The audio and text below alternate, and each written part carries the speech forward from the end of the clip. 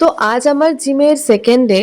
আর আজকে সোজা কথা বললে ট্রেনার ছিল না, কিন্তু তাই বলে আমি ওয়ার্কআউট স্কিপ করিনি। ঠিক আছে, নিজের মতো করেই যা পেরেছি সেটাই করেছি। ঠিক না ভুল সেটা আজ হিসাব করিনি, কারণ জিমে আসাটাই আজকের সবচেয়ে বড় স্টেপ ছিল।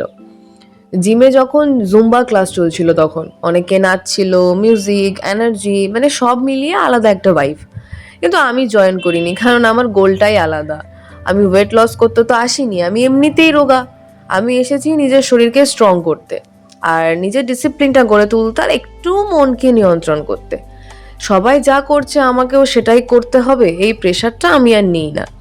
তবে আমি বিশ্বাস করি যে ফিটনেস মানে ট্রেন্ড নয়, ফিটনেস মানে নিজের শরীরকে বোঝা। ওদের স্যারের ডান্স দেখলাম, স্যার ক্লাস শেষ করার পর একটু আমাদেরকে ডান্স করে দেখালেন, সেটারও ভিডিও করেছি, তোমরা শেষে দেখতে পারবে। তারপর শান্তভাবে বাড়ি ফিরে এলাম। আজ হয়তো খুব একটা হেভি ওয়ার্কআউট আমি করিনি, কিন্তু একটা জিনিস ঠিক হয়েছে, আমি আজ নিজেকে ছাড়িনি, মানে একা যেটুকু পেরেছি করেছি দেখে দেখে আর কি। তো এভাবেই আমার জিমের জার্নি শুরু, ধীরে ধীরে নিজের গতিতে। কোনো তাড়া নেই, কোনো তুলনা নেই। যারা ভাবছো জিমে গেলে সব কিছু একদম পারফেক্ট হতে হবে, তা নয়। শুরুটাই আসল।